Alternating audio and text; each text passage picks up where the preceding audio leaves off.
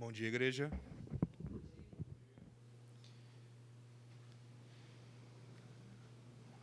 Em agradecimento a Deus por mais um dia de vida e a presença dentro da sua igreja, convido ao Samuel que possa dirigir a Deus em oração de adoração.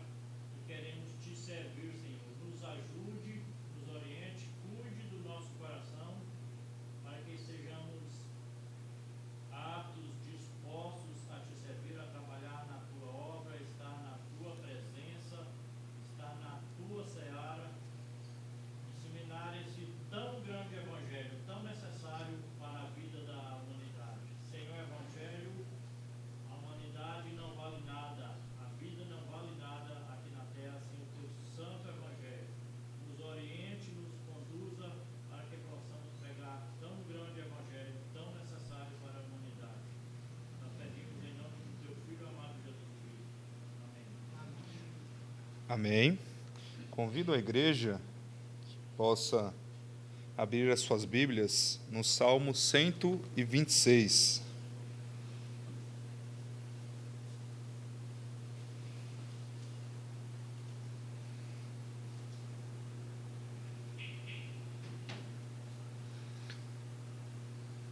Consolo para os que choram, cântico de romagem. Quando o Senhor restaurou a sorte de Sião, ficamos como quem sonha. Então a nossa boca se encheu de riso e a nossa língua de júbilo. Então entre as nações se dizia: grandes coisas o Senhor tem feito por eles. Com efeito, grandes coisas fez o Senhor por nós. Por isso estamos alegres. Restaura, Senhor, a nossa sorte, como as torrentes no Neguebe. Os que com lágrimas semeiam, com júbilo ceifarão. Quem sai andando e chorando, enquanto semeia, voltará com júbilo, trazendo os seus feixes. Em resposta a este texto, irmãos, convido toda a igreja que se possa colocar em pé. Louvaremos a Deus com o hino 047.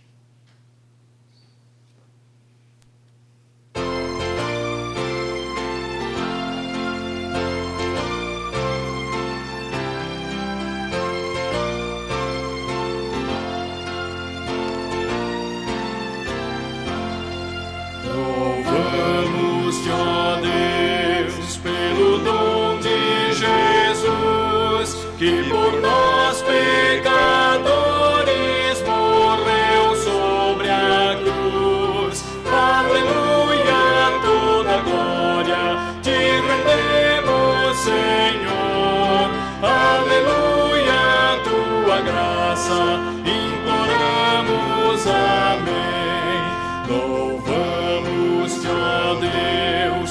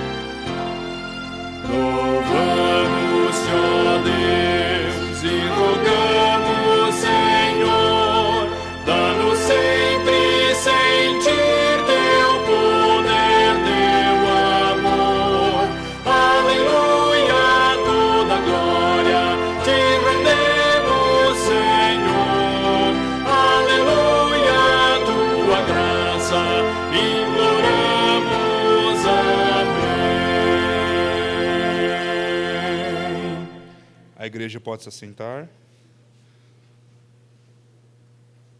Convido a irmã Elierce, que possa dirigir a Deus em oração, em forma de gratidão ao nosso Senhor.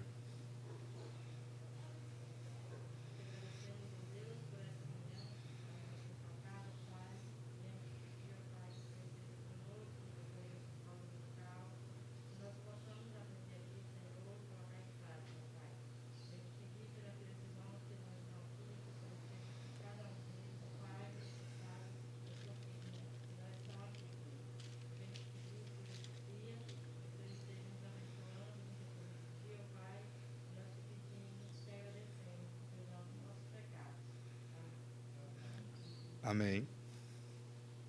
Convido a igreja a voltarmos ao Salmo 126 e acompanhem a leitura do versículo 4, perdão, irmãos. Restaura, Senhor, a nossa sorte, como as correntes no Neguebe.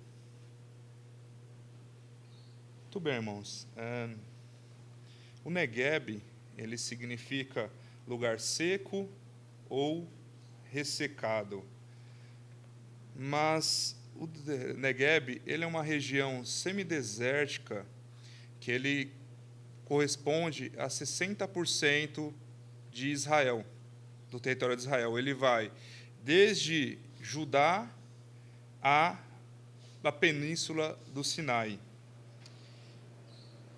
Isso aí dá cerca de 17 mil quilômetros quadrados dessa região.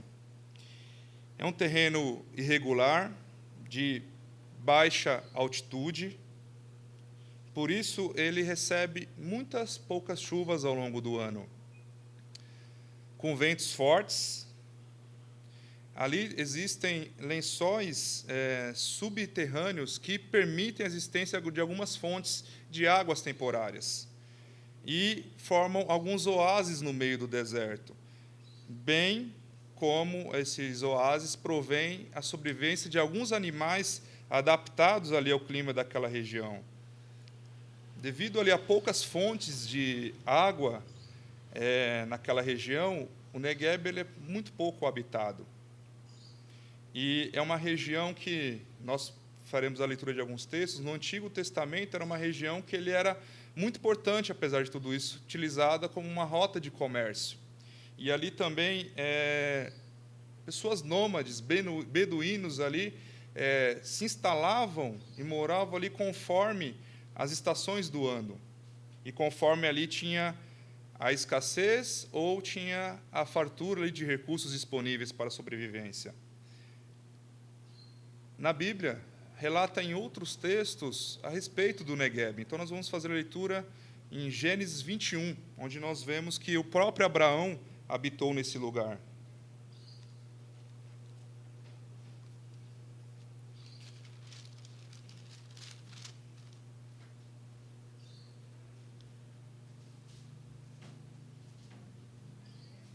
Partindo Abraão dali para a terra do Neguebe, habitou entre Cádiz e Sur e morou em Gerar.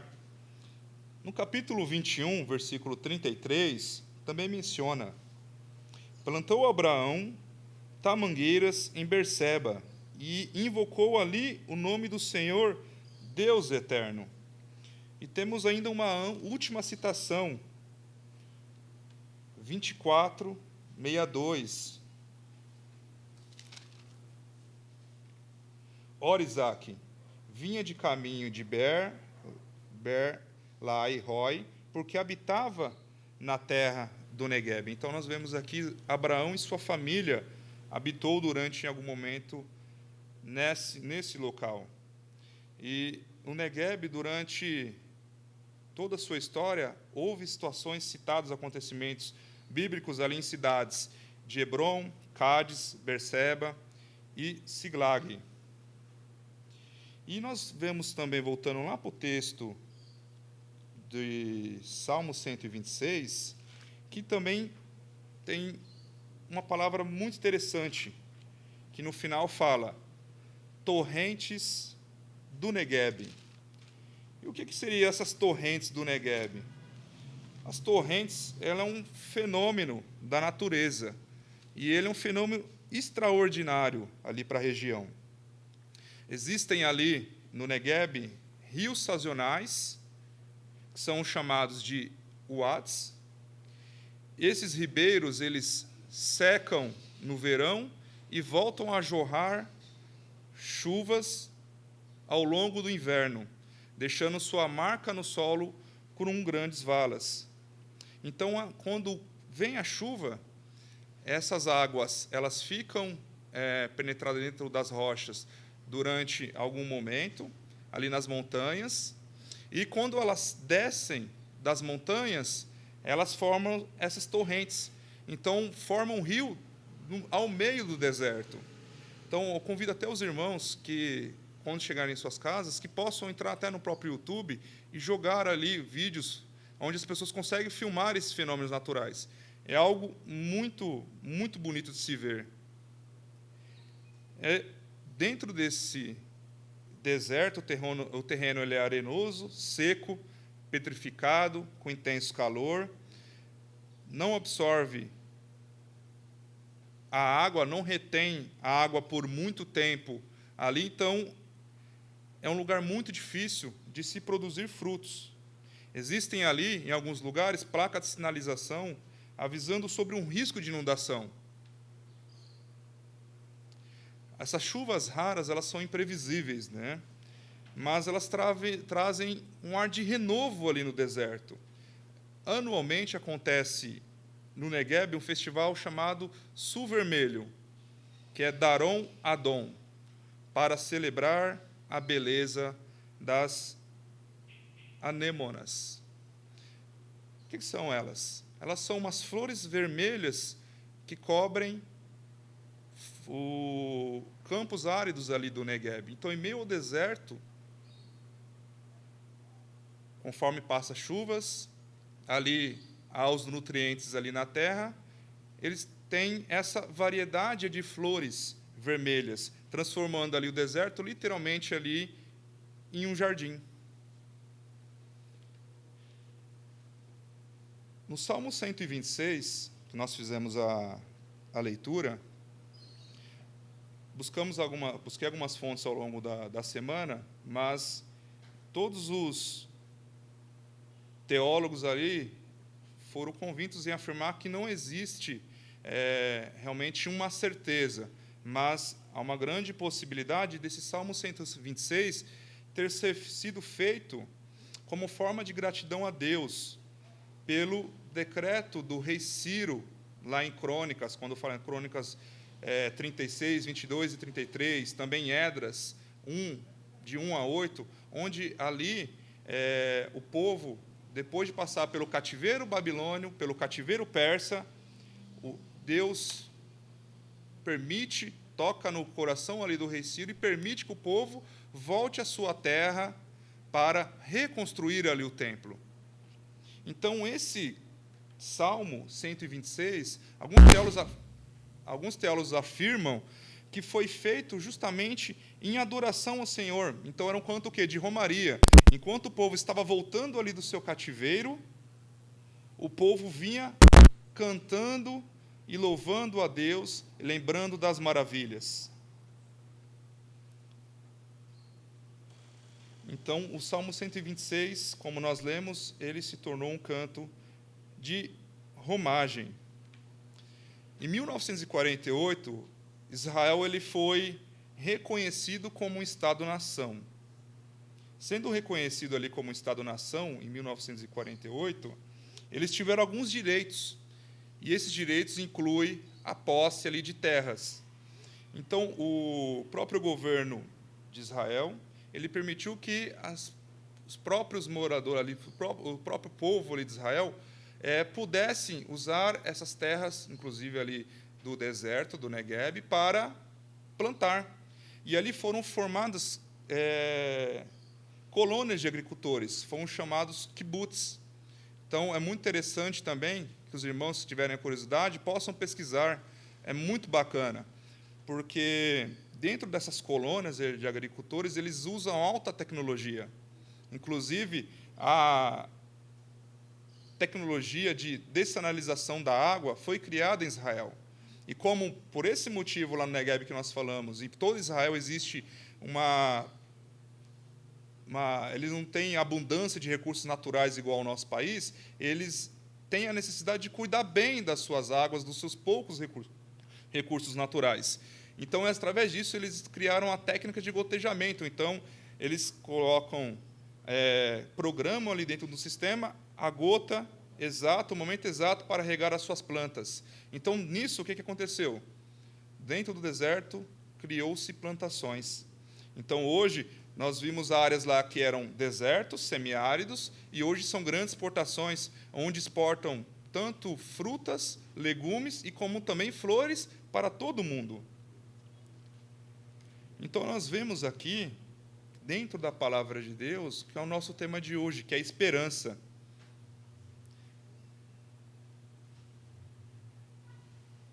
O Negueb ele foi um fenômeno extraordinário da natureza, citado aqui na Bíblia, e ele ensina muitas coisas para nós.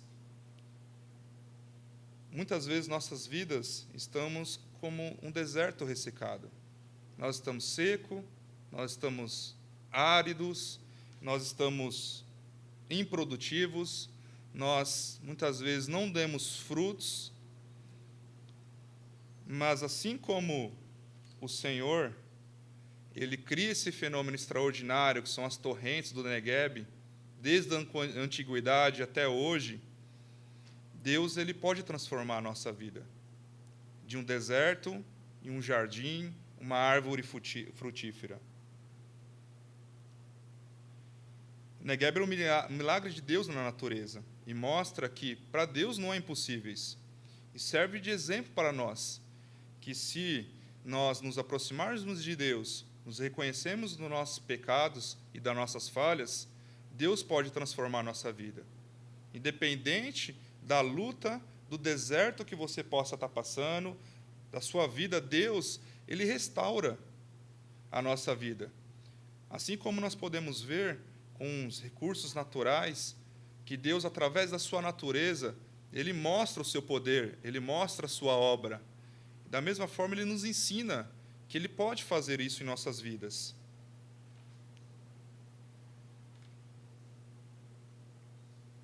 O Senhor, Ele pode restaurar a tua vida, Ele pode restaurar a minha vida, Ele pode restaurar a vida da nossa igreja, Ele pode fazer tudo o que for de acordo com a tua vontade. Por isso que nós devemos clamar ao Senhor para que Ele tenha misericórdia da nossa vida e que nos ensine a cada vez mais nos achegar e, assim como foi mostrado, que Ele possa fazer grandes obras dentro da nossa vida e na congregação. Em resposta a este texto que o Senhor nos trouxe, convido a igreja que nós possamos louvar ao Senhor com o hino 42.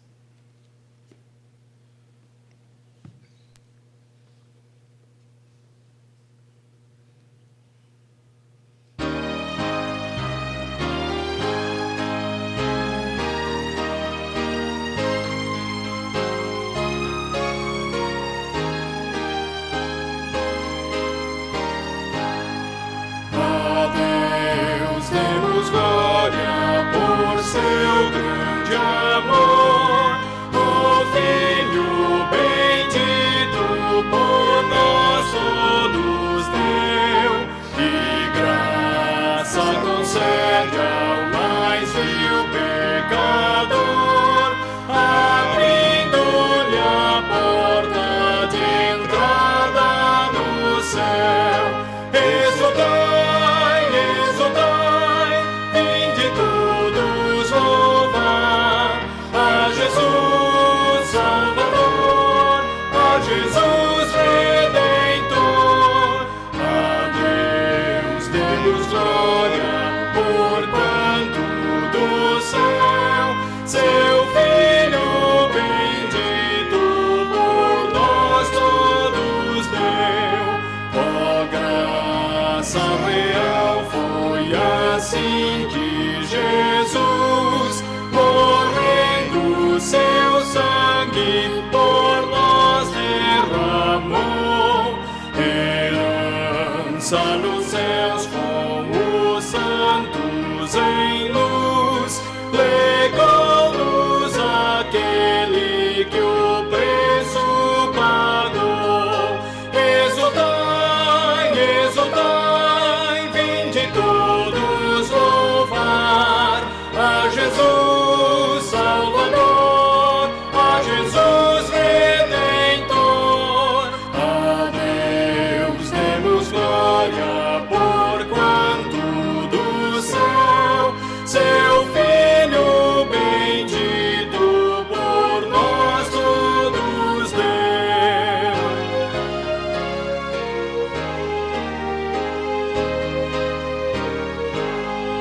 Tal prova de amor nos persuade a confiar nos merecimentos do Filho de Deus, e quem a Jesus pela fé se entregar vai vê-lo na glória eterna dos céus. Exultai, exultai, vinde todos louvar a Jesus Salvador, a Jesus Redentor. A Deus demos glória, porquanto do céu seu Filho bendito por nós todos deu. Amém. A igreja pode se assentar.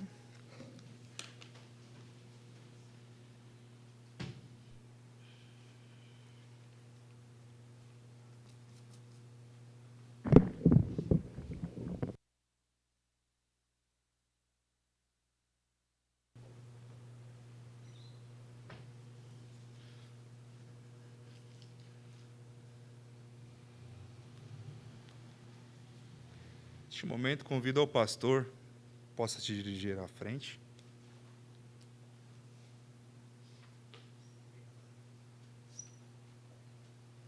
Bênção, né, irmãos?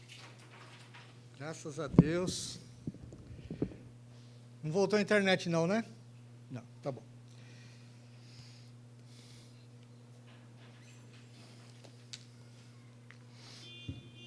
Irmãos, vale a pena mesmo procurar no YouTube esses vídeos que o Beto se referiu. É impressionante, porque você está vendo um vale seco, um leito de rio completamente seco, não tem nada lá, terra, pedra, poeira, e de repente vem aquele volume de água e enche aquilo de uma forma muito rápida, é muito interessante, é até perigoso, né? O pessoal tem placas lá avisando, ó, cuidado com enchente. Aí você olha aquilo lá tudo vazio, vai como enchente? Não tem uma gota de água aqui, enchente da onde? E de repente aquilo enche de água. Meus irmãos, abra em Deuteronômio 10, eu não sei se os irmãos vão lembrar disso, mas quando eu preguei no Salmo 29, eu mencionei sobre essas coisas extraordinárias da geografia da Palestina. Eu não tenho um mapa aqui para você, mas se o Luan estudou bastante geografia lá na escola, ele vai lembrar disso. Se ele não estudou, ele não vai lembrar. E se você lembrar da sua época de ginásio, de colégio, você talvez lembre. Você sabe onde que fica a Palestina? Onde fica Israel? Por que Deus, quando tirou Abraão, não sei se você já se fez essa pergunta, por que Deus tirou Abraão lá da Mesopotâmia? Ele estava lá numa cidade chamada Ur dos Caldeus, que era uma civilização próspera, era uma civilização bastante evoluída naquela época, lá na Mesopotâmia, perto do rio Eufrates. Era um rio poderoso, aliás, ainda é até hoje. Tirou o Abraão lá de Ur dos Caldeus, lá na Mesopotâmia, e falou assim: olha, eu vou te levar para uma terra. Você nem sabe onde que é, mas eu vou te levar para aquela terra lá. E lá eu vou fazer você prosperar e você vai ser bênção para todas as nações. Se você fosse o Abraão, com o passar dos anos, você ia perguntar assim para Deus: mas Deus, eu não entendi o que o Senhor fez. O Senhor me tirou daquela terra rica, próspera, daquela civilização extremamente evoluída, e me levou para uma região do mundo que não tem nada. Uma região pobre, uma região minúscula e uma região problemática. Sabe por quê? Agora que eu quero que você lembre do mapa. Israel fica naquilo que a gente chama hoje o ocidente do Oriente Médio. Fica na parte ocidental do Oriente Médio. Ela fica entre o Mar Mediterrâneo e a Península Arábica, a Jordânia, o resto do Oriente Médio. Fica ali, uma faixinha de terra pequenininha. Israel é pequenininho. É menor do que o estado de São Paulo. Minúscula. Mas essa região, durante milênios, hoje nem tanto por causa dos meios de transporte que mudaram completamente, ela era uma rota de passagem de todos os grandes continentes conhecidos: Europa, Ásia, Extremo Oriente e África. Se você quisesse se comunicar, as rotas comerciais, por exemplo, da Mesopotâmia para o Egito, passava por Israel. Olha que coisa. Então, se você quisesse sair da Mesopotâmia e ir para o Egito, ou do Egito para a Mesopotâmia, ou se você quisesse ir para a Ásia, ou se você quisesse ir para a Europa, você tinha que passar por Israel. Então, olha o que Deus faz. Deus tira Abraão de uma região próspera, com muitos rios, e leva para uma região de conflito. Porque imagina uma área de terra pequena, onde passa todos os fluxos comerciais, militares, as estradas que passavam por ali, com certeza era um local de conflito. Mas você nunca vê Abraão reclamando disso na Escritura. Mas Abraão podia ter pensado assim: olha, Deus, por que o Senhor me tirou de uma situação tão confortável, de uma região tão boa? O Senhor me tirou da casa dos meus pais, da minha terra, da minha parentela. Eu ali, e o Abraão não era um homem pobre, o Abraão era um homem rico. Era um homem próspero, ele tinha muitas coisas. Por que o Senhor me tirou de uma situação tão confortável para me levar para uma região tão difícil? Tão difícil.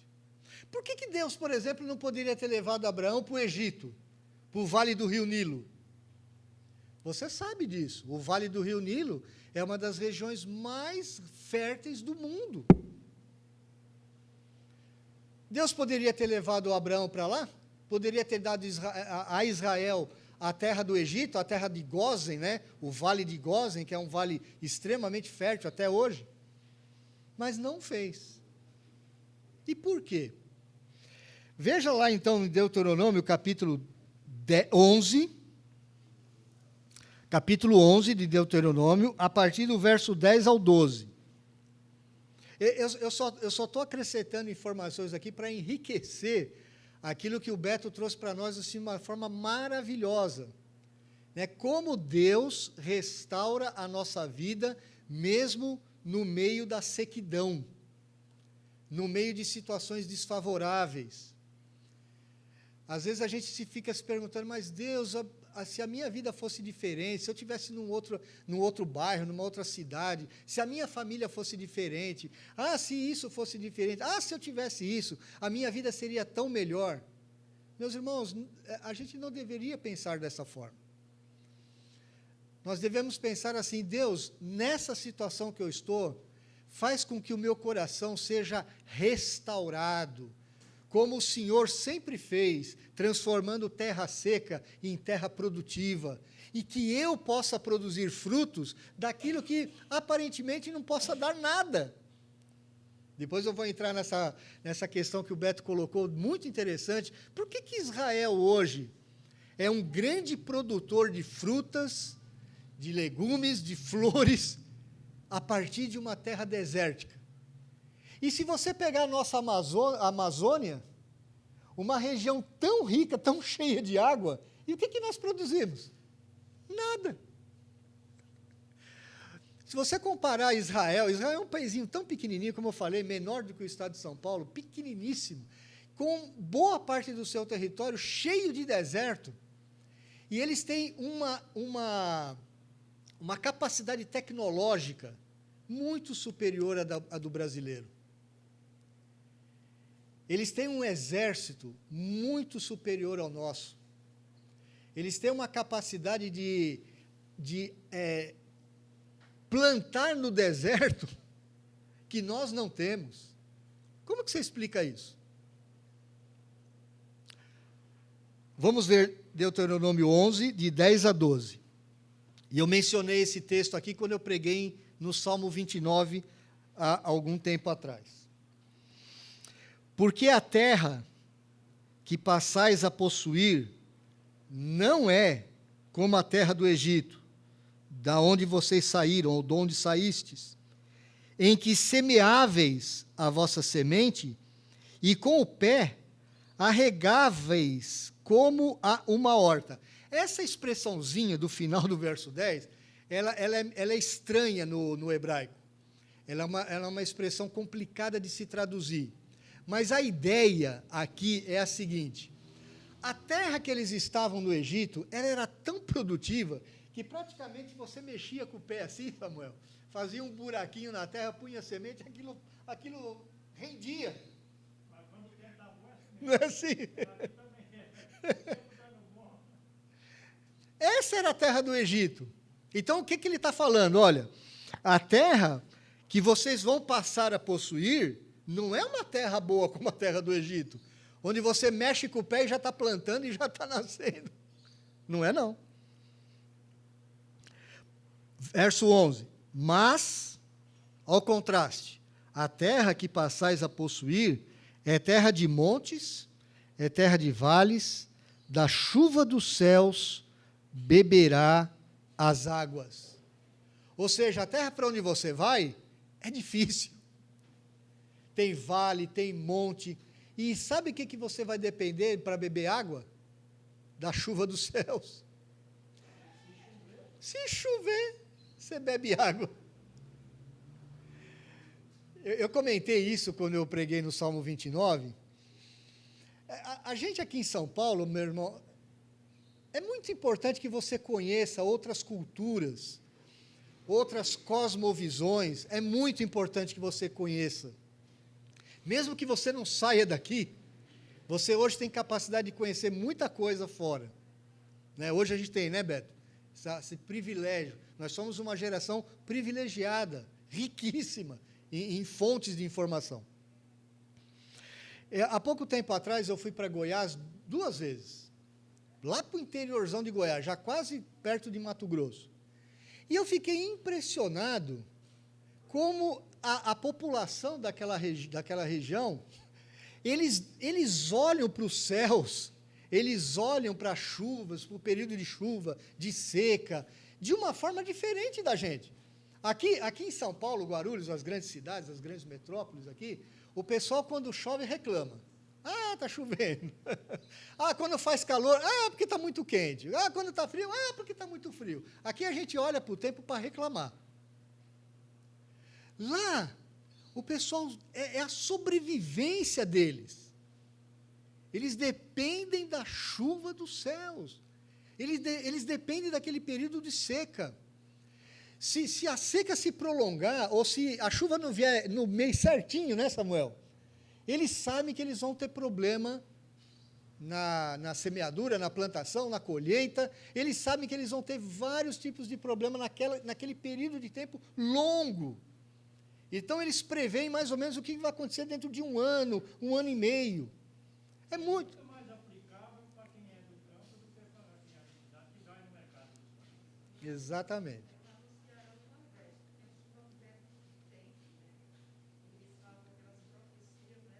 É.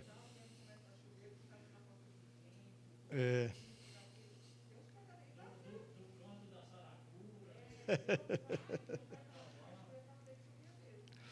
Então, meus irmãos, você quando depende de uma coisa aleatória, como é o tempo, porque o tempo é aleatório, você não tem controle sobre isso. E é isso que Deus está mostrando para o povo de Israel. Eu vou te levar para uma terra que você vai depender de mim. Vai ser uma terra difícil. Veja o verso 12. Terra de que cuida o Senhor vosso Deus. Os olhos do Senhor vosso Deus estão sobre ela continuamente, desde o princípio até ao fim do ano. Ou seja, o seu recurso, a sua vida, a sua sobrevivência, a sua vida como um todo depende de mim. E vocês precisam confiar em mim. É aquilo que o Beto falou. Às vezes você pode estar numa situação completamente desfavorável, na terra do Negueb, seca. Seca. O índice de chuvas do Negueb é um dos mais baixos do mundo. Mas sabe para onde Deus mandava chuvas? Para o norte de Israel, para a região do Líbano e da Síria, fora de Israel. As chuvas caíam lá. O índice pluviométrico, o índice de chuvas, nas duas grandes cordilheiras de montanhas que tem acima de Israel, chega a ser a 6, 7, 8 vezes maior do que em Jerusalém, que já não era uma região tão seca. Então, o que acontecia? As chuvas que caíam no norte, elas enriqueciam aqueles vales e elas alimentavam o Rio Jordão, que ia chegar, inclusive, no Negueb, lá no sul. O Negueb fica no sul de Israel, lugar seco. Ou seja, o que Deus está falando para eles assim? Olha, confie em mim. Você está passando por uma situação difícil? Você está passando por uma luta? Confie em mim. Me reconheça em teus caminhos. Eu vou fazer prosperar o teu caminho. Eu vou fazer dar frutos aonde você menos espera. Sabia que a Holanda é um país pequenininho. Ela é um dos maiores produtores de frutas, flores do mundo. De legumes, verduras. E não tem terra. Eles não têm nem um pouquinho de terra perto do Brasil. Não tem nada. Israel, outro país pequenininho. Como é que pode produzir tanto? E o Brasil, desse tamanho, do tamanho de um continente, cheio de riqueza, cheio de água, cheio de tudo. Tem gente passando fome. Nós não conseguimos chegar nem perto das nações mais prósperas do mundo. Porque, meus irmãos, o Brasil, infelizmente, é um país que não conhece os princípios da palavra de Deus. Não conhece. É totalmente ignorante. Nós somos um povo idólatra, nós somos um povo supersticioso, nós somos um povo ignorante. Como eu estou falando brasileiro, de uma forma geral. Nós vamos atrás de tanta bobagem. Para vocês terem uma ideia, hoje, o que está na mídia hoje bombando? Luan, fala para mim, Luan, quem que está bombando na mídia hoje? Quem que está no top 1 da mídia? Big Brother Brasil, até o Luan sabe disso. Vocês sabiam disso? Que o Big Brother 21 é o que está bombando. Meu Deus. As outras TV e as redes sociais dos blogueiros gastam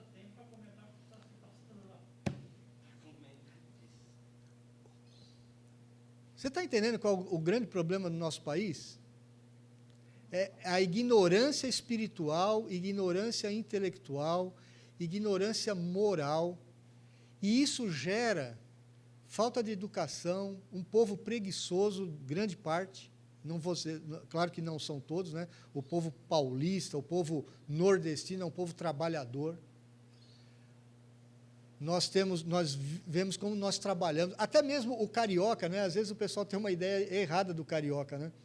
O carioca é malandro, só vive na praia. Você que pensa.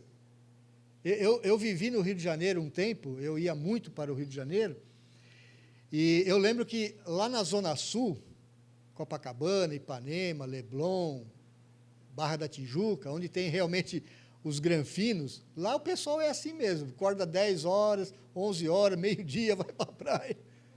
Mas é uma minoria. Mas quando você anda ali na Zona Norte do Rio de Janeiro, na Baixada Fluminense, eu andei muito lá, eu conheço bem o Rio de Janeiro, 4 horas da manhã eu saía para voltar para São Paulo, estava assim, os ônibus, as ruas, metrô, o pessoal trabalhando. O carioca trabalha muito. Então, nós temos um povo trabalhador. Mas, infelizmente, meus irmãos, nós temos uma ignorância de uma forma geral. E que afeta, inclusive, os nossos resultados como um país livre. Um país que a população quer depender de um governo, de um Estado. Nós não temos atitude, né? No momento difícil, o Japão tomou atitude. Coreia do Sul tomou atitude.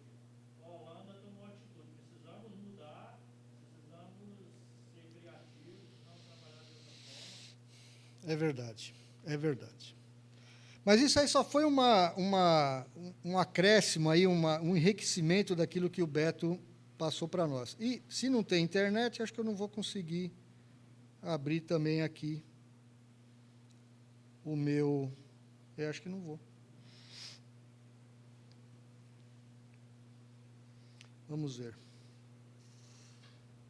O Oriente, pastor, para nós lá é no Oriente, no Oriente Médio.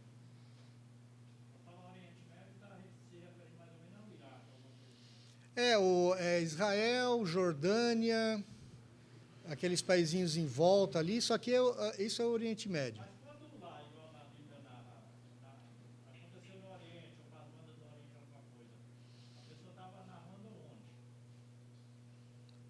onde? Mesopotâmia, Assíria, aquela região mais ainda o Oriente. O Oriente mesmo. Oriente.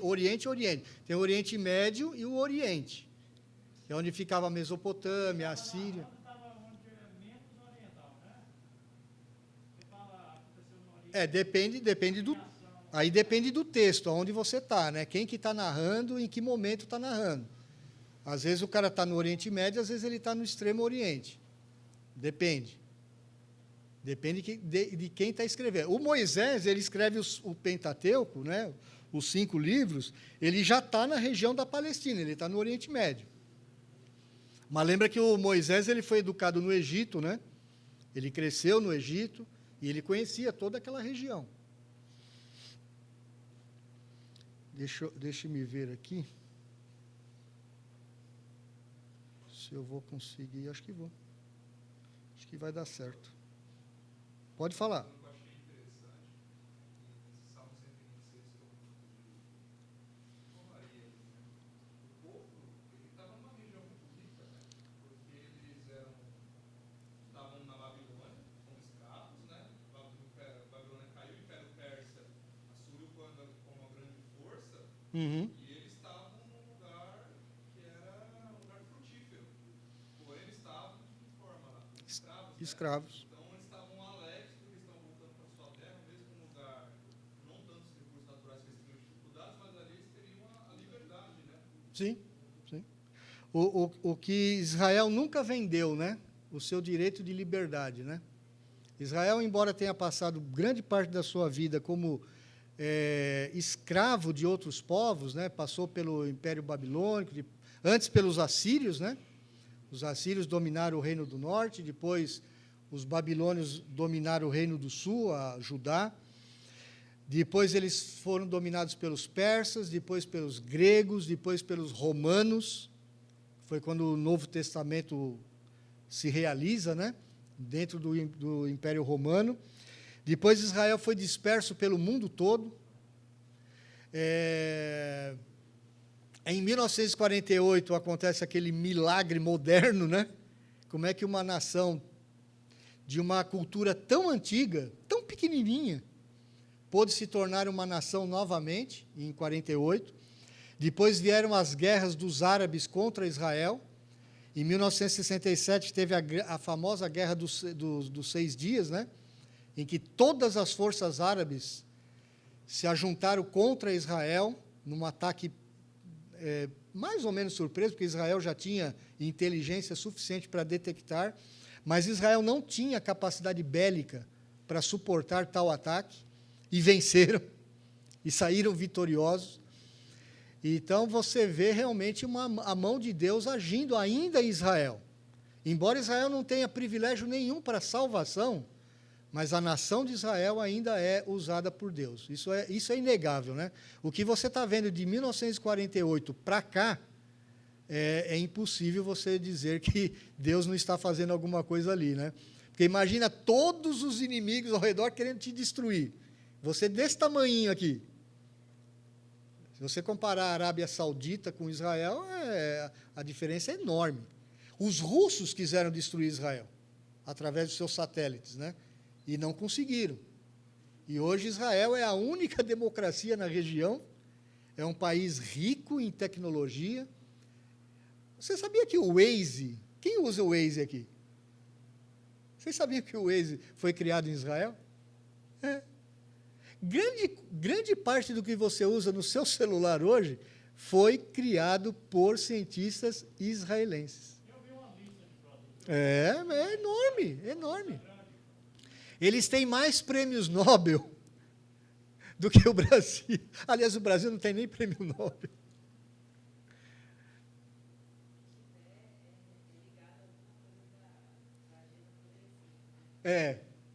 Exatamente, Ana. Parece que eu vi essa semana que tem um. Ele faz tempo, Deve ser numa área assim, política, de paz, alguma coisa assim.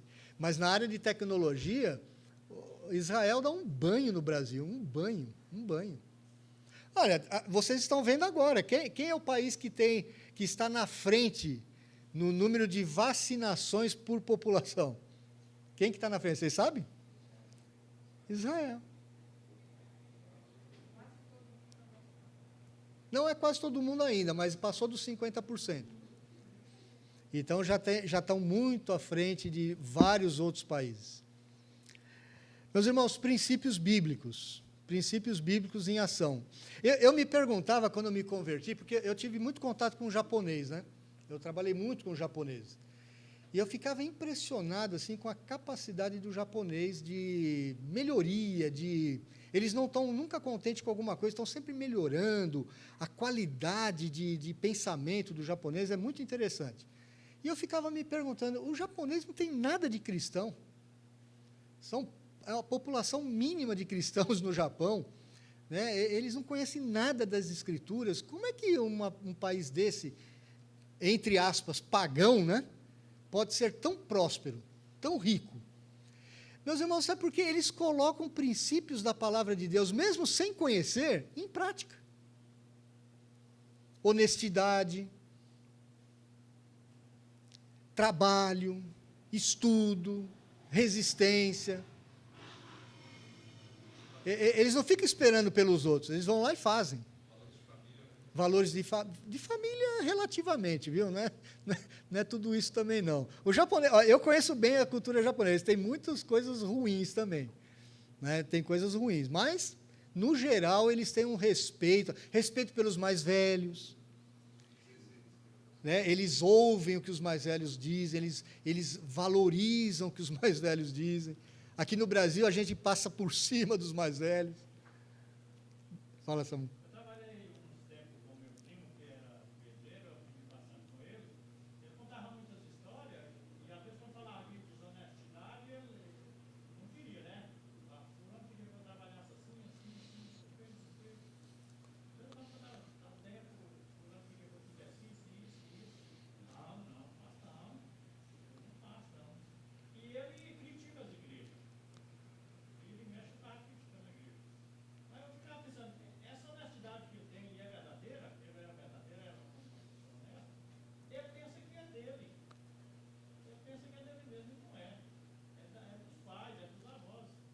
Porque os pais dele nunca mentiu, nunca roubou, nunca partiu para nada de errado, os pais dos avós.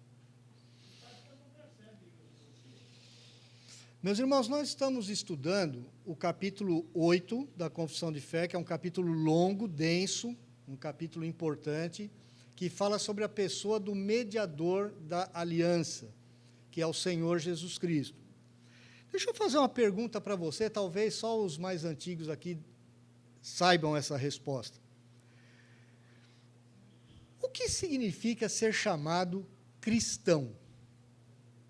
Quando foi que nós fomos chamados, nós, eu digo, não nós que estamos aqui, mas o povo de Jesus, foi chamado pela primeira vez de cristão, por quem, quando, em que situação? E o que significa isso? Ser cristão. Vocês têm ideia? Luan, você sabe isso?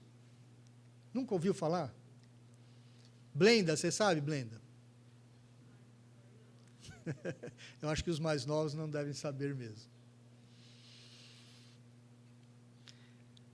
Como é que nós, cristãos, nos chamávamos no Novo Testamento? A gente se chamava de cristão? Ou você é um cristão? Não, não nos chamávamos assim.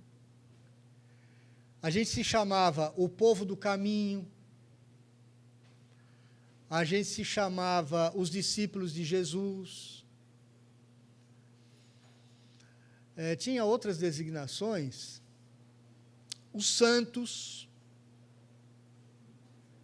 os irmãos, mas a gente nunca se chamou de cristão.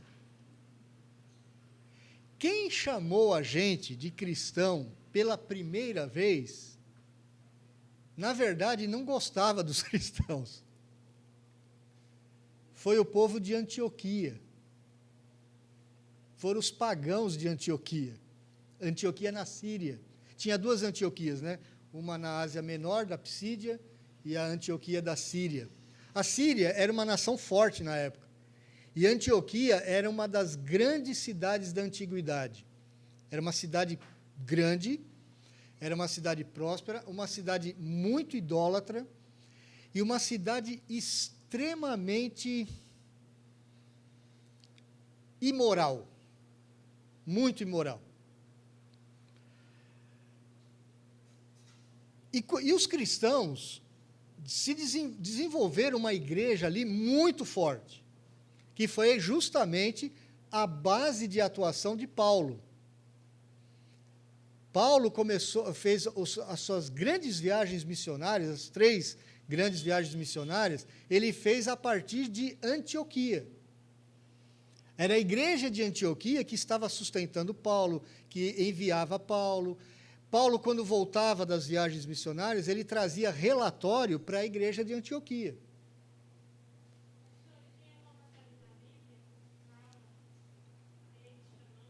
Sim, em Atos dos Apóstolos, diz quando que nós fomos chamados pela primeira vez cristãos em Antioquia. Por que nós somos chamados dessa forma? O povo de Antioquia, ele olhava para aquele povo seguidor de Jesus, os seguidores do caminho, os santos, os irmãos, e eles viam que eles realmente criam em Jesus. E veja, Jesus não estava mais aparecendo em lado nenhum. Jesus já havia ressuscitado. E eles não só criam em Jesus, mas eles tinham um compromisso com Jesus, que era impressionante. E que mudava a vida das pessoas. Então, as pessoas que antes tinham uma vida totalmente imoral, idólatra, pessoas que abandonavam os filhos nas ruas para os cachorros comerem, porque não queriam os filhos, os homens que tinham as suas mulheres como uma propriedade simplesmente, e faziam delas aquilo que queriam, o homossexualismo, que era bastante expandido naquelas regiões, porque os homens, eles às vezes até eram casados, mas eles tinham relacionamentos homossexuais, tendo as suas mulheres em casa, porque as mulheres eram praticamente um objeto. Os cristãos viviam de uma forma completamente diferente. Os cristãos eram ensinados a amarem suas esposas, a cuidarem delas, a viverem a vida comum do lar, a terem uma vida sexual junto com a sua esposa e não com outros homens. Eles eram ensinados que a vida tinha valor, então uma criança que nascia, era uma bênção. Os cristãos estavam tomando conta das crianças abandonadas pelo Império Romano. As crianças que eram jogadas na rua, ou para morrerem de fome, ou para os cachorros comerem, os cristãos iam lá e pegavam essas crianças e adotavam essas crianças. Os cristãos não reclamavam do império, não reclamavam das altas taxas de impostos que tinham que ser pagas. Os cristãos trabalhavam, os cristãos sofriam como os outros sofriam, mas eles estavam sempre felizes, contentes, com um Deus que não aparecia, que ninguém via, que não tinha estátua, não tinha ritual nenhum. Que coisa estranha esses cristãos. Então, o povo pagão de Antioquia começou a nos chamar de cristãos por isso. Porque nós não somente críamos em Jesus, mas nós éramos comprometidos com Jesus, nós falávamos de Jesus, e nós queríamos viver como Jesus, porque realmente nós críamos que Jesus se sacrificou por nós, que Ele foi um homem perfeito que entregou a sua vida por cada um de nós. E isso mudava a vida das pessoas.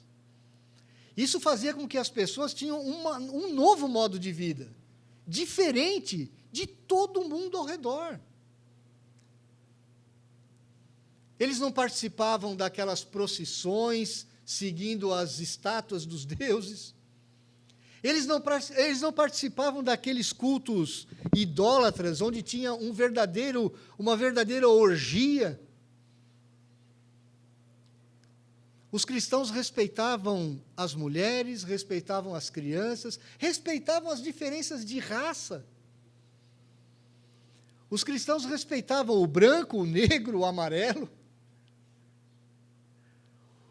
As igrejas cristãs tinham gente muito rica e tinha gente muito pobre, juntas, convivendo, comendo juntas, participando da ceia juntas. Era um estilo de vida realmente muito diferente. Então, quando alguém lá no paganismo da cidade de Antioquia nos chamou de cristãos pela primeira vez, eles estavam querendo dizer, olha, como eles se parecem com aquele Jesus de quem eles falam tanto.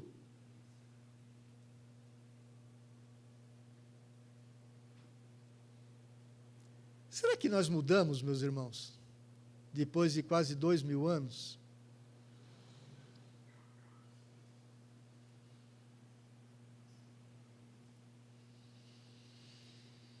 E é interessante que aqueles cristãos, eles viviam no meio daquela sociedade. Eles viviam de forma diferente, mas viviam no meio da sociedade. Eles não se separavam da sociedade. Eles faziam as compras nos mesmos mercados, eles participavam da vida comum da cidade.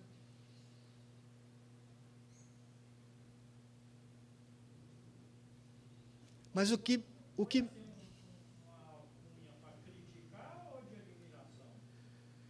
foi de crítica e ao mesmo tempo de admiração, Samuel.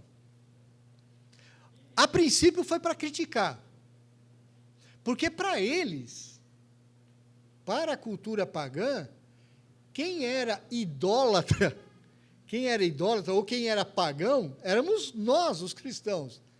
Porque para eles era muito esquisito. Como é que esses cristãos cultuam um Deus que eles não veem?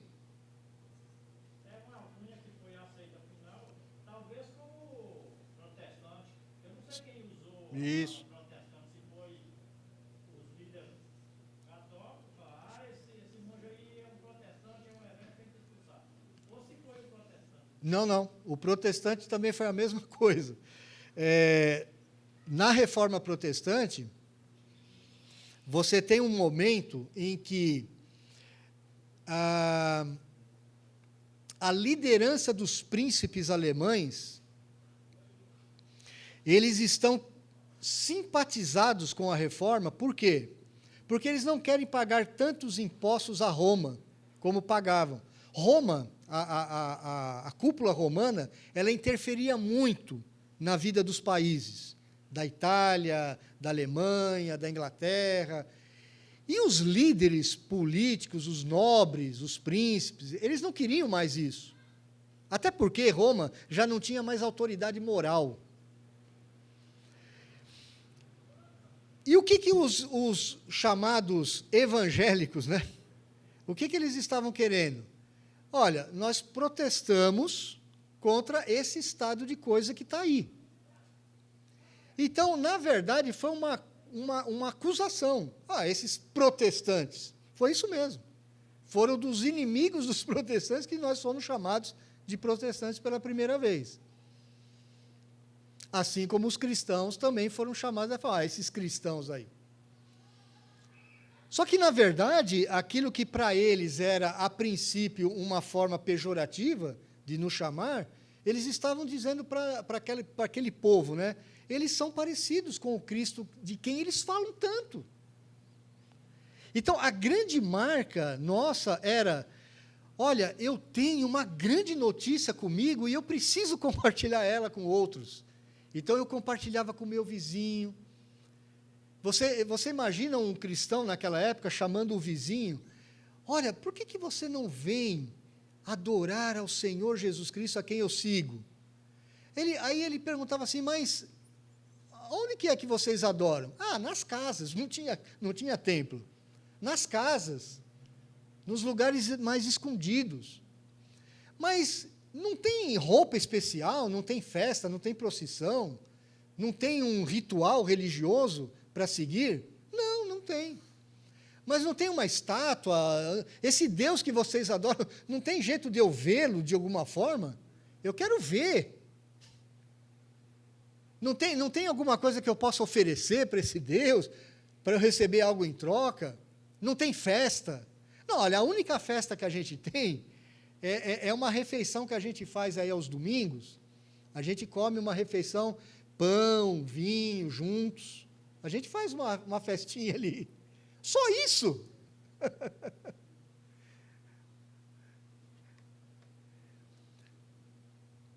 E nós éramos acusados, sabe o que os cristãos eram acusados? Como a gente se reunia em lugares fechados, porque publicamente nós não podíamos nos reunir, o Império Romano não aceitava, porque para eles nós éramos os pagãos, os idólatras, né? Porque nós não tínhamos deuses, nós tínhamos um único Deus e invisível. Então eles achavam aquilo muito estranho. E eles nos acusavam assim, aqueles cristãos, eles praticam, como é que chama quando nós comemos carne humana? Canibalismo. Canibalismo. Olha, os cristãos praticam canibalismo. Por que eles falavam isso? Porque na nossa festa, que era a ceia, o que a gente falava? Nós comemos a carne e o sangue do nosso Senhor. Então eles falavam assim, olha, eles praticam canibalismo. O Luan achou graça. Sabe o que eles falavam mais, ô Luan? Porque nós praticávamos o ósculo santo. O que é o ósculo santo? Nos beijávamos no rosto uns dos outros. Então eles falavam que a gente fazia tipo de uma orgia dentro das nossas reuniões. Nós somos acusados dessas coisas.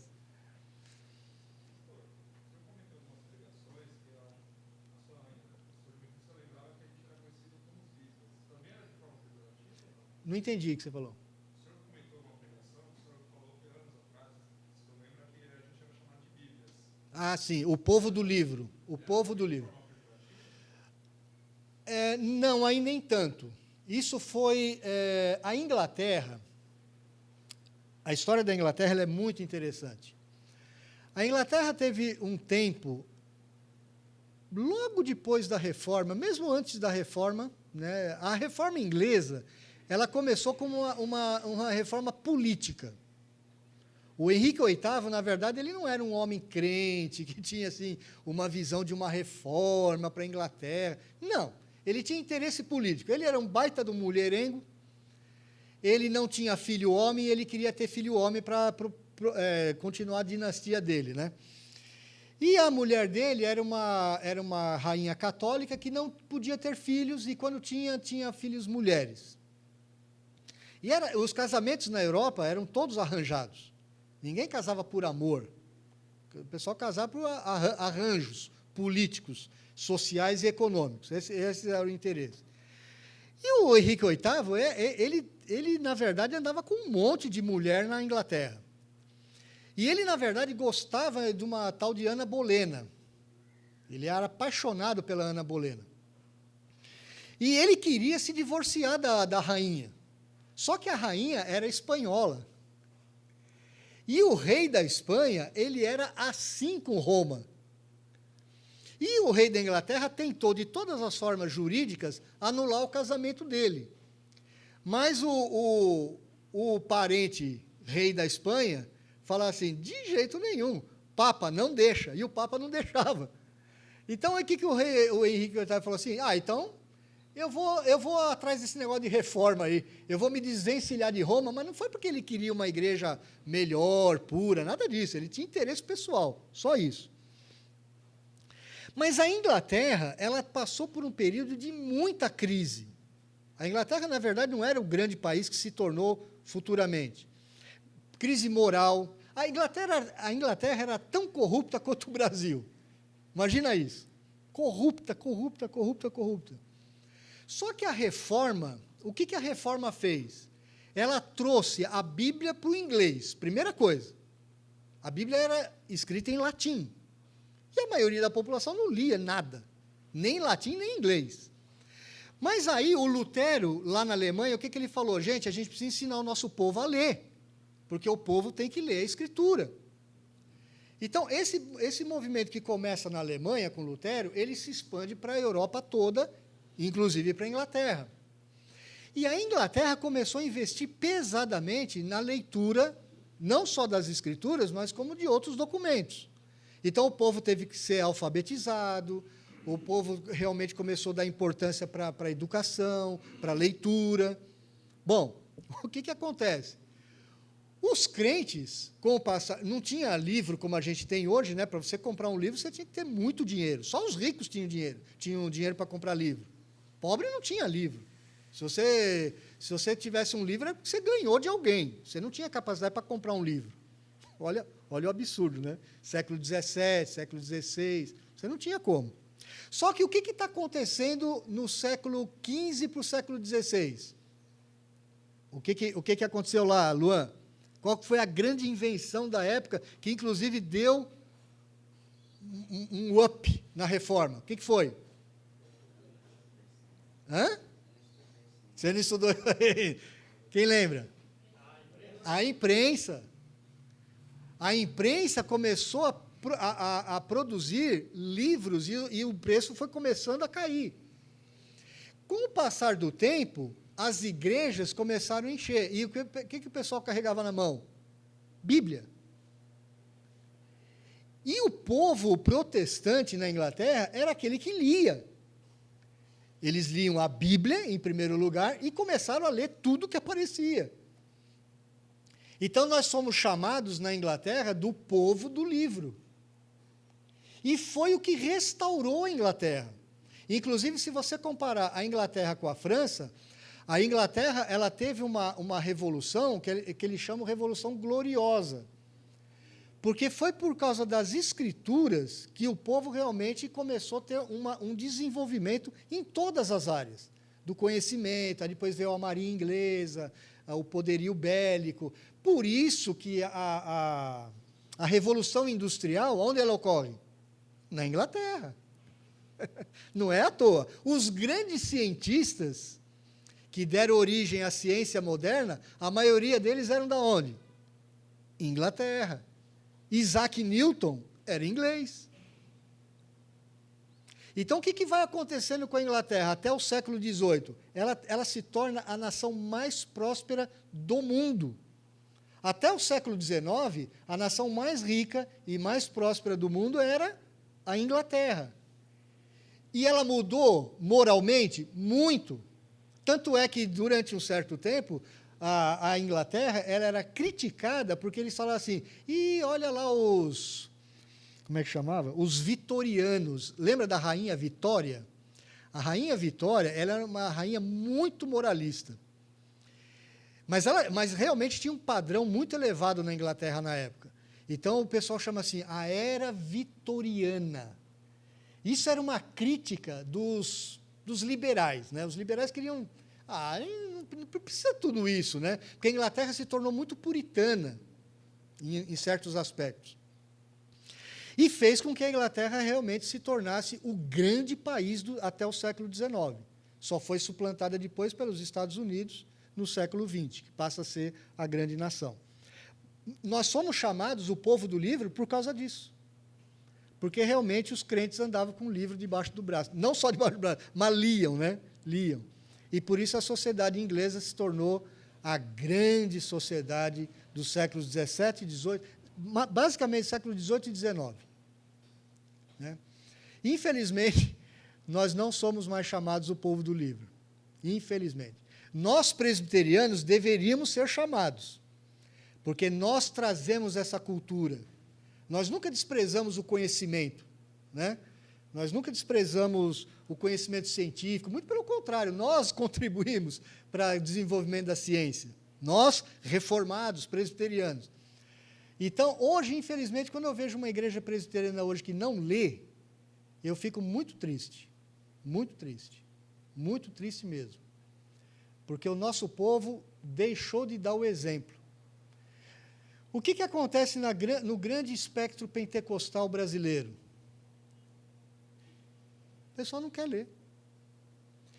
E porque não quer ler, e porque não quer se instruir, o que acontece com os charlatães? Eles encontram um povo fértil para enganar. A gente estava comentando com a irmã Silene aqui, que muitas igrejas aí, os caras só pedem dinheiro, né? Só quer dinheiro, expulsa demônio, tudo é demônio e pega dinheiro da turma. Por que o povo entra nessas coisas? Primeiro, por uma questão moral, né? É uma questão moral. Eu quero resolver a minha vida. Então, não importa de onde venha, o negócio é resolver a minha vida. Como vai ser, se é verdade, se não é, não me importa. E também porque tem pouca instrução. Pouca instrução. Nós não deveríamos ser assim. Não deveríamos ser. Então, meus irmãos, olha que coisa interessante, né? Nós levantamos aqui. Nós somos chamados de cristãos por gente que não era cristã. Nós somos chamados de protestantes por aqueles que não eram protestantes. E nós somos chamados de povo do livro, só que reconhecendo, né, que nós realmente éramos um povo culto, um povo instruído, por pessoas também que não eram verdadeiramente cristãs. E hoje? Hoje nós somos chamados de quê? Metido a besta? Tem muita gente que fala que nós somos metidos a besta. Os crentes se acham. E é verdade. Tem muito crente se achando. Acha que é melhor que os outros. Ou, às vezes, a gente é chamado de obscurantista. E é verdade em muitos aspectos. Às vezes você vê uns crentes falando certas coisas, você fala, meu Deus, que vergonha. Uma vez tem orgulho de ser calvinista, que não serve para nada. Não serve para nada. Não serve para nada. Então, hoje nós não somos chamados mais de cristãos, porque nós seguimos ao Senhor Jesus Cristo e porque nós falamos dele com paixão e com amor. Nós não somos mais chamados povo do livro, porque, infelizmente, boa parte do mundo evangélico é ignorante. Não vou dizer todos. Não é todos. Mas uma boa parte é ignorante. Não dão valor aos estudos, não dão valor ao desenvolvimento, falam bobagem que não tem tamanho. Nós protestamos alguma coisa? Nem protestar a gente protesta. O povo vai para a rua para protestar por alguma causa justa, a gente fica quieto. Ah, isso aí não é comigo. Eu vou ficar na minha igreja orando. Gente, que estupidez é essa? A gente tem que orar, sim, mas a gente tem que ter participação ativa na sociedade. Nós não participamos de nada, nós fugimos de tudo. Então, hoje, meus irmãos, ser crente hoje, no Brasil, pelo menos no Brasil, é meio que fora de moda, viu? Ser chamado de crente no Brasil hoje é meio fora de moda. Ou nós somos obscurantistas, ou nós somos ignorantes, ou nós somos sem participação nenhuma, sem voz nenhuma. Precisamos mudar isso, a partir de nós. E muito menos orgulhosos, né? Nessa manhã, muito menos orgulhosos. Porque se você entende a graça de Deus na sua vida, e nós vamos falar sobre ela hoje à noite, bastante, se você foi eleito pela graça, por que você se orgulha? Por que você acha que é melhor que o seu vizinho? Ô, pastor, aquele endemoniado Geraseno, né? Não consta nenhuma palavra daquele texto que foi ele que falou contigo. Ele correu, mas quem levantou a voz foi o demônio. Sim, sim. Em nenhum momento fala que foi ele que... Sim, sim. Os demônios é que reconheceram que Jesus era o Filho do Deus Altíssimo. Os demônios... Porque... Conversou com eles, não conversou com o homem. Sim, porque veja o contraste. Você lembra que eu falei? Só pela graça o homem não busca. Não busca, não busca.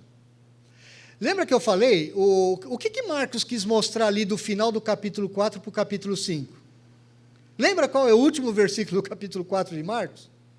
Exatamente não. O que tinha acontecido? A questão da tempestade, o evento da tempestade no mar. Jesus acalma a tempestade, ele manda o vento parar e ele acalma a tempestade. Qual é a reação dos discípulos de Jesus? Que já estavam com ele há algum tempo.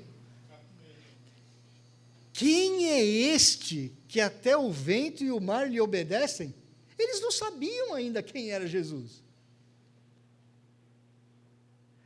Meus irmãos, boa a sua ligação, porque eu vou fazer essa ligação com o que a gente estava falando até hoje. Meus irmãos, tem muita gente hoje seguindo a Jesus e não sabe quem é Jesus. Não sabe. Os discípulos estavam há algum tempo já com Jesus. E eles, diante daquilo, eles falam, quem é este que até o vento e o mar lhe obedecem? Eles não sabiam realmente quem era Jesus. Logo a seguir, Jesus chega em Gerasa, uma terra pagã, e aí vem o homem endemoniado, e os demônios chegam para Jesus e falam, por que o Senhor veio aqui nos atormentar, ó Filho do Deus Altíssimo? O que eles estão falando? A gente sabe quem é o Senhor. E outra, se prostram. Lembra que o homem não podia ser amarrado por nada, por ninguém? Ele era violento, ninguém queria chegar perto daquele homem. Ele corre para Jesus, ele se joga no chão. Ele reconhece a autoridade de Jesus. Ele não, né? Os demônios que falam com Jesus. Não foi o homem mesmo que falou, foram os demônios que falaram através do homem. Então, realmente, hoje, meus irmãos, nós temos uma visão muito pequena de quem é o Senhor Jesus Cristo. Por isso a gente gasta tanto tempo num capítulo falando do mediador. O que ele é, quem ele é, o que ele fez, o que ele deixou de fazer, para onde ele foi, como que essa obra de salvação de Jesus, ela é importantíssima. Por isso que a gente está gastando tanto tempo na pessoa do Senhor Jesus Cristo. Semana passada, eu fui numa cabeleireira em Arujá, que já fazia muito tempo que eu não cortava o cabelo com ela. E é uma mulher crente, muito crente. E eu há 20 e poucos anos atrás, eu cortava o cabelo com ela, e eu sempre conversava com ela, era muito interessante, porque ela é evangelista. Na época, ela fazia evangelismo em cadeia, aqui nas cadeias de Guarulhos. Ela ia lá distribuir folheto, ela pregava o evangelho na cadeia, ela distribuía coisas na cadeia, ela fazia um trabalho fantástico. Aí eu não sei porquê, eu voltei com ela agora essa semana. Ô, dona Graça, quanto tempo, ele chama a Graça, quanto tempo que eu não lhe via, tá? Como é que a senhora está? Estou bem. E a senhora continua fazendo aquele trabalho nas cadeias? Tá? Não, agora eu não faço nas cadeias, agora eu faço aqui no bairro de Arujá, um bairro chamado Barreto, um bairro muito populoso. Eu evangelizo nas ruas, eu estou fazendo o meu trabalho, eu continuo da mesma forma, graças a Deus. Eu falei, que bênção, minha irmã, que bênção. Foi gostoso ter conversado com Dona Graça.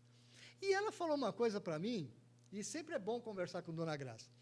E ela falou assim para mim, olha, o que eu tenho falado para as pessoas é, aquele que morreu por mim, aquele homem que se sacrificou por mim, é impossível não falar dele para os outros. Ele deu a vida dele por mim. Eu achei aquilo tão edificante. Eu falei, olha que bênção que eu recebi aqui da Dona Graça. Meus irmãos, a gente perde de vista quem é o Senhor Jesus Cristo.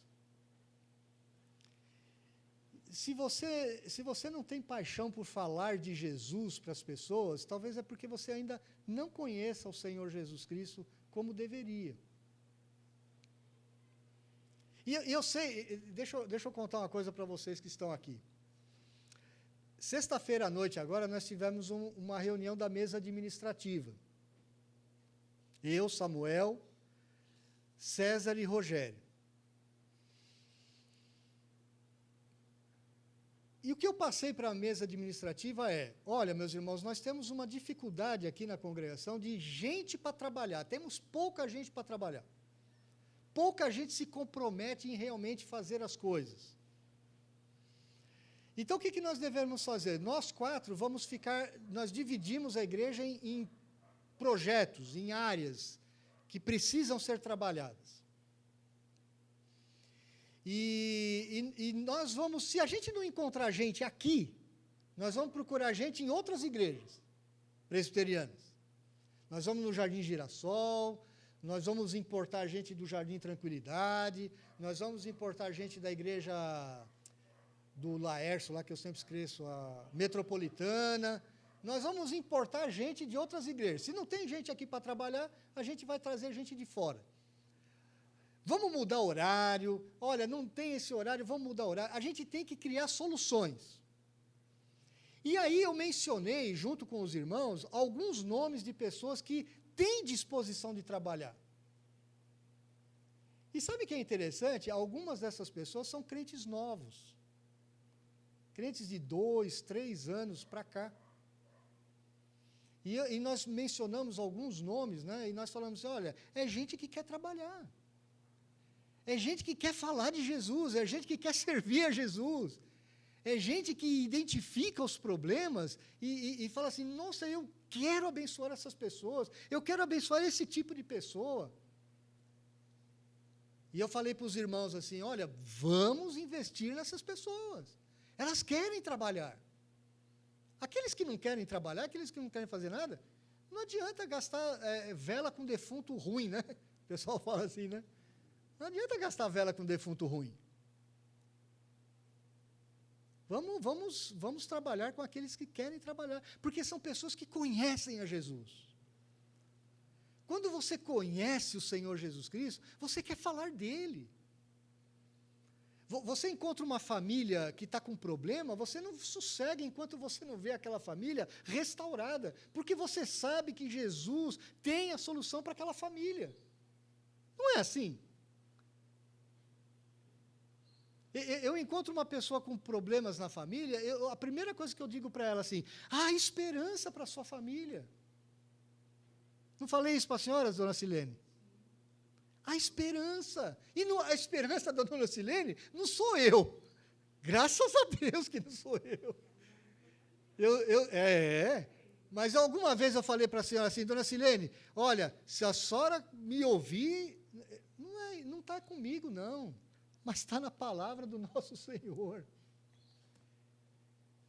Quando a gente conhece o Senhor Jesus Cristo, a gente quer que Jesus entre na casa das pessoas, entre nas famílias, entre nas reuniões familiares. Esse é o desejo do nosso coração. Entre no nosso escritório, onde nós trabalhamos, entre na nossa escola. Então, talvez alguns de vocês aqui vão ser procurados por alguém da mesa, ou pelo Rogério, ou pelo César, ou pelo Samuel, ou até por mim.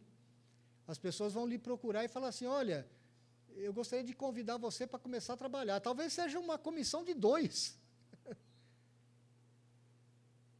de 3, e vocês vão começar a ter que pensar como que a gente vai fazer. Vamos mudar o horário de escola dominical? Vai ter criança a partir das 10h30, 11 horas aqui? Ou sábado à tarde?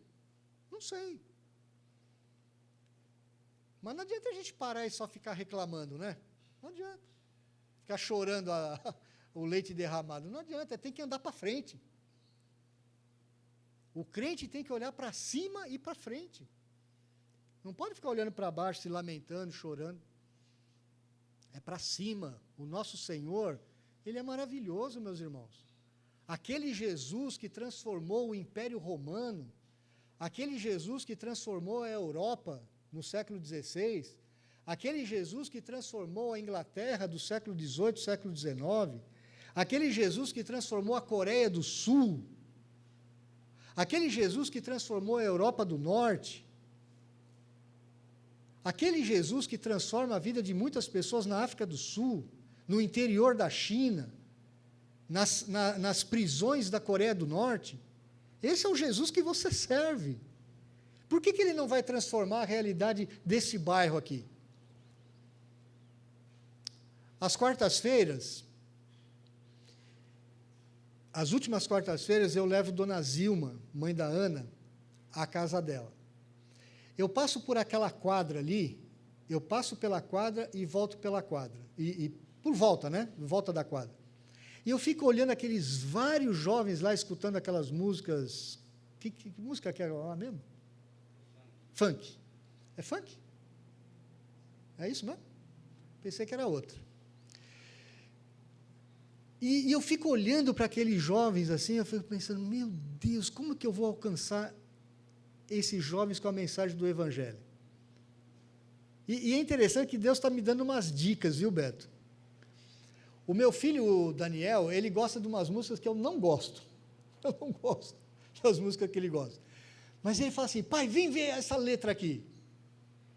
E são letras evangélicas. É gente evangélica evangelizando esse tipo de gente. E eu falo assim, olha aí. Porque se eu levar você lá, meu irmão, e você gosta de música clássica, você vai querer cantar música clássica com aqueles meninos lá, eles vão sair correndo, eles vão dar risada da tua cara. Hã? Não é assim que funciona. Você tem que, mesmo que você não goste do ritmo da música, mas você leva uma mensagem da música que ele gosta, que ele entende. Eu estou pensando, toda vez que eu passo por aquela quadra, eu fico pensando, como que eu vou entrar nessa quadra?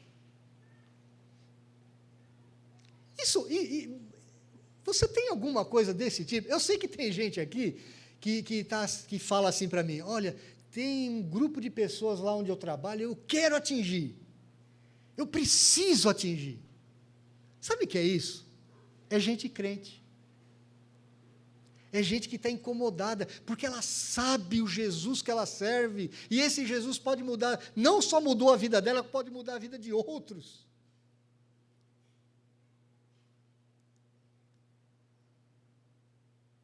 Você está entendendo o que significa ser chamado cristão, povo do livro, protestante? É tudo isso. Mas não, meus irmãos, não podemos ser chamados de gente obscurantista, gente metida, orgulhosa, que se acha melhor que os outros. Nós temos que entrar no meio dessa sociedade.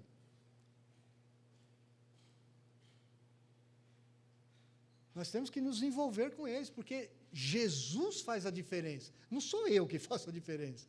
É Jesus, é a quem eu sirvo. Ele faz a diferença. Ele muda a nossa vida. E Ele quer, veja, Ele não vai te dar vida fácil. Não vai, não vai. Assim como o Beto falou para nós aqui, né? Eu vou te levar para uma terra seca, eu vou te levar para uma terra difícil. Não pensa que você vai abrir a boca lá e vai todo mundo achar você maravilhoso e vai crer no que você fala. Não vai ser assim. Vai ser difícil.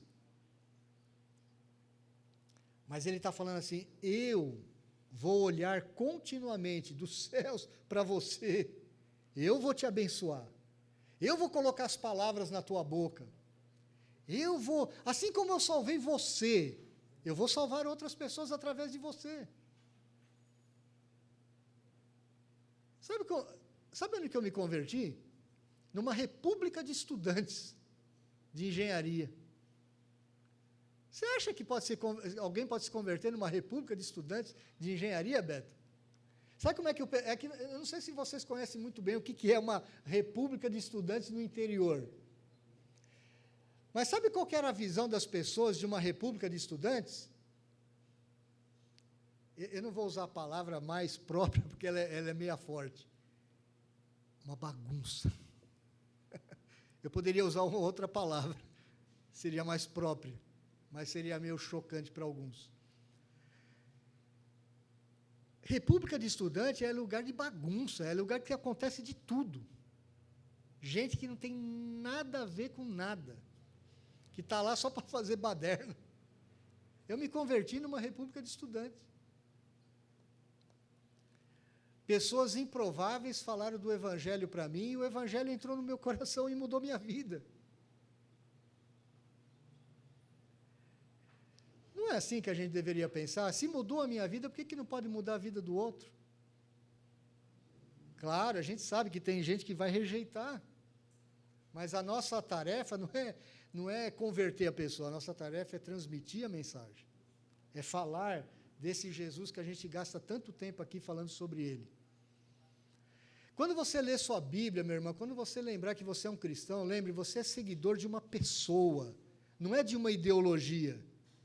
O cristianismo, antes de ser uma ideologia, é seguir uma pessoa extraordinária, é relacionamento pessoal. Meus irmãos, se o seu cristianismo não tiver muito a ver com pessoal, o seu cristianismo é seco. É o relacionamento de você, que é uma pessoa, com uma pessoa extraordinária, única, incomparável, que é a pessoa do Senhor Jesus Cristo. Você é o seguidor de uma pessoa. Você já viu, não sei se você já percebeu isso, nas minhas pregações aqui, dificilmente eu falo o nome da igreja. Não, você tem que vir para a igreja presbiteriana, porque a igreja presbiteriana é o lugar que você vai ser abençoado. Eu falo isso. Nós somos seguidores de Jesus, meus irmãos, de uma pessoa. Nós temos que ter relacionamento com Ele, conhecê-lo, amá-lo, receber o amor dEle, conhecê-lo profundamente, para nós compartilharmos dEle. Se você for falar de igreja, você vai perder seu tempo. As pessoas estão cansadas de ideologia hoje. As pessoas estão cansadas de igreja. As pessoas estão cansadas de religiosidade. A Silene aqui, ó, eu conversei com ela bastante na quarta-feira, né, Silene? Eu falei assim para ela, Silene, convida seu marido para vir domingo na igreja. Sabe o que o marido dela falou para ela? O Guilherme, né? O Guilherme falou assim, não quero nessas igrejas, essas igrejas só querem saber de pedir dinheiro. Ele está errado? Não está. Mas aí eu chamo ele, então vamos numa outra. Aí falaram, não vou naquela igreja, porque está todo mundo engravatado, não foi engravatado. Aí eu falo para ele, mas se você for olhar para isso, não vai em igreja nenhuma. É verdade. O que você vai fazer na igreja? Mas é por isso, Silene, que eu tô dizendo aqui, nós temos que convidar as pessoas para seguir ao Senhor Jesus Cristo. Porque o Senhor Jesus Cristo, Ele compreende como é que é o culto do africano, o culto do japonês, o culto do americano, o culto do brasileiro, Ele conhece. Nós somos limitados pela nossa cultura. Nós somos limitados pelos nossos preconceitos. Nós somos limitados por tantas coisas que a gente acha que é cristianismo e não é. Por isso que eu falo sempre aqui, Silene, você está há pouco tempo aqui conosco, você ainda não ouviu, mas eu costumo falar assim para os meus irmãos, e para mim mesmo, eu falo isso para mim o tempo todo. A gente tem que ser muito menos religioso, ou talvez nem um pouco religioso, e mais seguidores de Jesus. Vamos. Alguém gostaria de acrescentar, comentar, perguntar, reclamar, chorar? Tem o seu tempo agora. Tem certeza que ninguém quer acrescentar nada? Eu tenho que agradecer pela oportunidade. Graças a Deus por isso, Silene. E nós orem pela Silene, orem pelo Guilherme e orem pela Amanda, a filha da Silene, uma jovem de 24 anos, é isso? Diga, Samuca. Tem um primo meu, eles não ficou de começo, o menino já nasceu com muita deformação. O estômago para fora, algo assim, a bexiga para fora. E a primeira postagem que eu vi lá, falou, nosso herói, eu não entendi o que era, né? Depois falou, não, é um menino de fulano e tal, assim, que nasceu assim, assado, está fazendo uma cirurgia. E agora pedindo oração, a Leila pediu oração, ele foi fazer uma cirurgia, né, que estava programada, e depois aconteceu uma perfuração no intestino e deu uma arruinada. Eu vou chorar por ele. Qual que é o nome do menino? Lucas. Já está melhor, não está complicado não, mas E é questão de muita oração. É o problema de uma deformação grande na formação, uma má formação. eu vou orar pelo Lucas, vamos orar, né, pelo Lucas. Agradecer pela Nicole, né? Nicole é o nome daquela menininha que foi mordida por um cão. E agradecer também pela vida do Isaac, né? Nasceu tão bonitinho, né? Parece que nasceu formado já, impressionante. Não parece criança recém-nascida, né? Impressionante.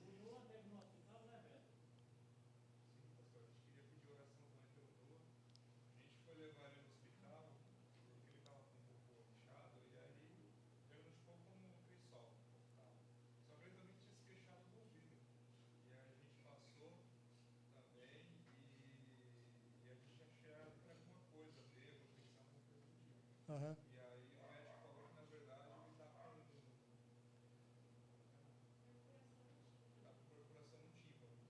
Então, durante esses 30 dias, a gente tem que ter um cuidado, né, na hora do banho, não pode molhar, Aham. tratamento, para ver se fecha durante esses 30 dias, senão ele pode perder 10% da audição do ouvido direito, e aí isso pode ser revertido só com cirurgia, mas daqui a alguns anos, quando ele crescer. E aí, durante toda a vida, tem que fazer um tratamento diferenciado, questão de banho. Vocês sabem se ele enfiou alguma coisa no ouvido? Ou provavelmente ele falou que foi alguma queda, alguma batida.